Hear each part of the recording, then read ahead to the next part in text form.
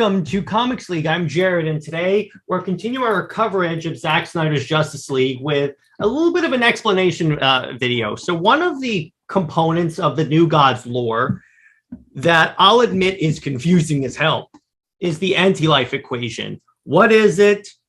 Where did it come from? What does it do? So I'm going to give you guys a brief explanation of the anti-life. Before I do that, I just want to remind you guys to like, comment, subscribe, because that's how this channel grows and is able to produce more great content. You guys are doing great about that. We're glad that more of you have hopped on. Hope you guys enjoyed our live stream, which we'll be doing more of those, like when we want to do like a really long audience interaction. Hope you guys enjoyed the room tour that I gave up. I finally showed you guys where I make the magic. So anyway, let's get to it. So let me just pull up the notes. Okay, so and the way I'm going to do this is, so I have pulled up here the DC wiki, and we're going to talk about the anti-life equation. Now, what is the anti-life equation? Okay, anti-life equation is a mathematical proof where if you solve it, you can dominate the free will of others. And that's it. So now let's move on. So I have an article from DCFandom.com that we're going to read and go through. So the first sign of the equation, we mean the anti-life equation, came about 300 years ago when Darkseid made contact with the Martians on Mars. Once again, when he learned that Martian philosophy was based on the life equation, which equals free will, he postulated that the opposite must also exist. So he said, okay, if the life equation equals free will, there must also be one that's not free will. In other words, mind control. And that's, by the way, the main effect of the anti-life equation. And we talked about this during our coverage of Final Crisis. And I'll put a card somewhere in the video that basically links to our video on Final Crisis. But what the anti-life equation does is that it allows Darkseid to dominate the will of anyone. And that's why, according to the original plot for the SnyderVerse, once Lois Lane was killed by Darkseid, Superman was susceptible. He kind of had a mental break, if you will, and thus was vulnerable to Darkseid taking him over through the anti-life equation. Hence, we get the evil Superman. So that's how that works. Or it's like in Final Crisis when Darkseid takes over. He spreads the equation throughout the internet. Now, Darkseid later focused his attention on Earth when he discovered that humanity possessed fragments of the opposing equation in their subconscious and conducted experiments on humans over the centuries in an attempt to obtain the formula. Meaning he figured out that parts of the anti-life equation were in the psyche of mankind. So he would kidnap them periodically and experiment, try to extrapolate the formula. In fact, fun fact, that's how Deceased started, because the way Deceased starts is Darkseid kidnaps Cyborg, brings him to Apocalypse in an attempt to extract the anti-life equation from him. It later gets corrupted and turns everyone into zombies. But that was basically his motivation behind that. So the anti-life equation has the power to dominate the will of any sentient race, in addition to reality-altering powers that twist and distort freedom over life and death. It derives its name from the fact that if someone possesses absolute control over you, you're not really alive. And that's a quote from the Forever People #5. Though the full version of the equation is barely known to any one person, it supposedly exists in the mind of billion-dollar Bates, though he took it to his death. The anti-life equation was also found in the time-displaced Sunny Sumo, according to the Forever People's Mother Box. Later, Darkseid uses clones of Bates, made by Darkseid, his chief torturer, of the equation. Orion stops the clones, gains the full formula in the process, and wanted to use the equation for good by enforcing goodwill among the populations of Apocalypse and Earth, but realized that the very nature of the formula was against free will and therefore voluntary goodwill. So he eventually forced himself to relinquish the equation's power. So in other words, he said, if I force people to be good, I'm no better than Darkseid. Muro Command knew the full formula, but did not possess the willpower to use it. I'm just going to skip through who has tried to use it. All right, now in Death of the New Gods. This was the event that happened before Final Crisis. So I'm going to read through this section of the wiki to give you guys a basic idea. Okay, increasingly unbalanced by the death of his wife, Big Barda, Mr. Miracle decided to use the equation. Subsequently, he became determined to hunt down the killer of the new gods. He came face to face with the entity behind it all, the source, and was killed himself. It was later revealed that the anti-life equation is an entity that is the dark half of the source. So it's kind of like Satan in that sense.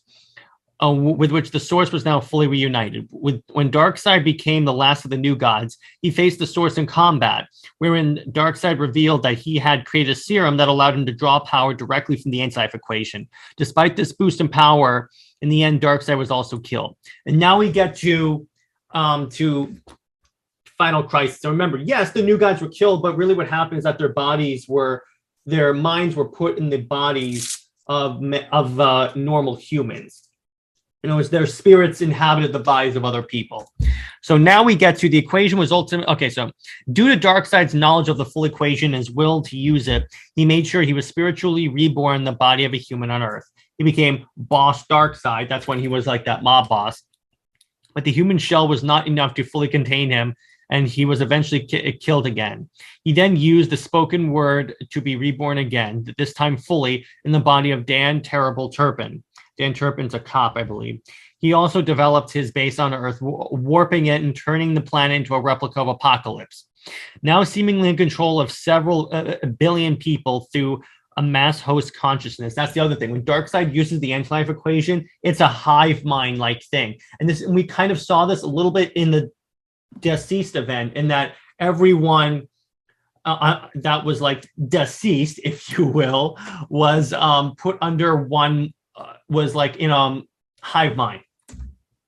The equation was eventually broken by Wonder Woman, herself a slave of the anti-life equation, was free of the equation and bound Darkseid with the lasso of truth, thus breaking the anti-life equation's hold on planet Earth. The equation was broken and its remnants remained on Earth, spread across the internet as fragments of digital code. Calculator tried to retrieve the code to heal his comatose daughter, and Oracle tried to collect them in an attempt to eliminate them from Earth. Calculator's fragments of the formula caused people to lose their entire immune system, and to prevent this use of the equation, Oracle nullified its effects. Okay, now we're going to post-Flashpoint, or that was pre-Flashpoint.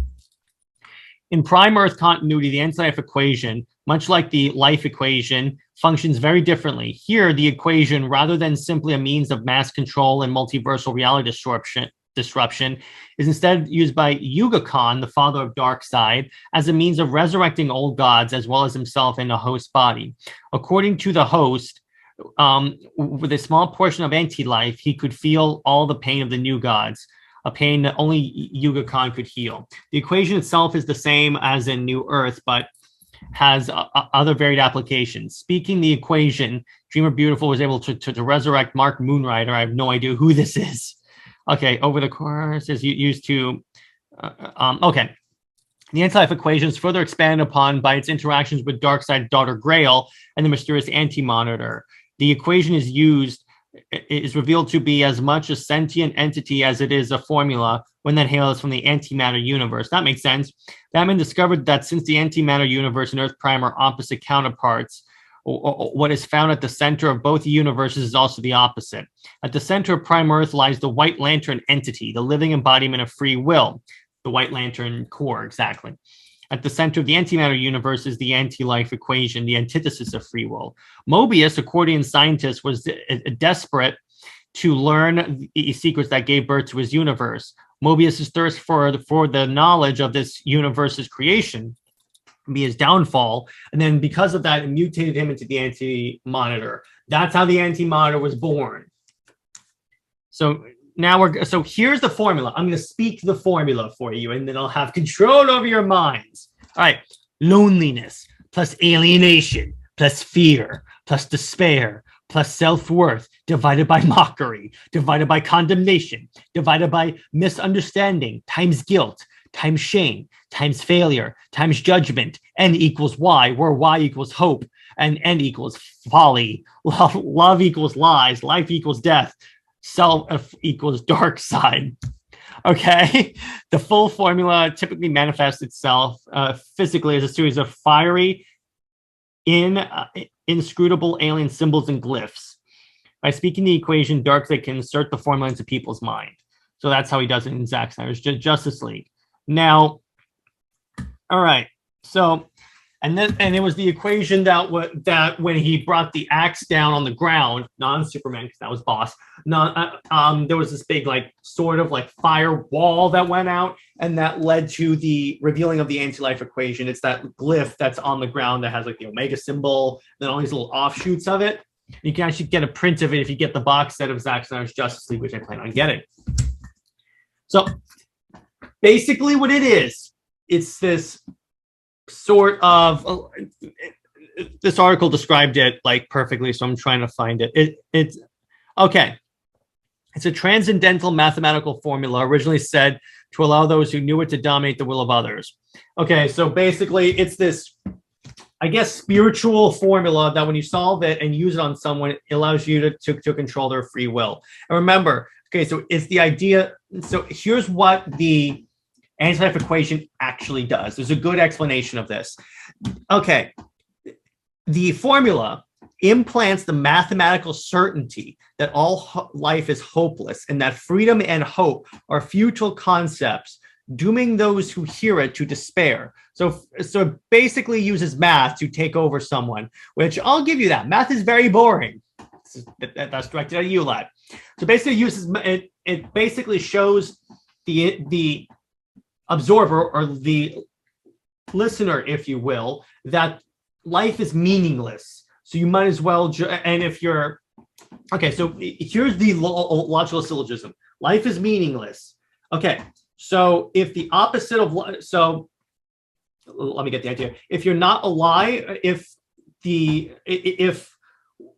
when you're dominated, you're not alive, having your will dominated by others makes life meaningful. That's basically the idea. I get it's really confusing, but so is everything else that Grant Morrison has ever touched. So let's just put that out there. But I hope that this basically gave you in a nutshell what the anti-life equation is. I know this is a short video, but I just want to give you guys in a nutshell what the anti-life equation is. Okay, everyone, hope you guys enjoyed this video, and I will see you next video. All right, everyone, see you later. Stay here, work. Bye-bye.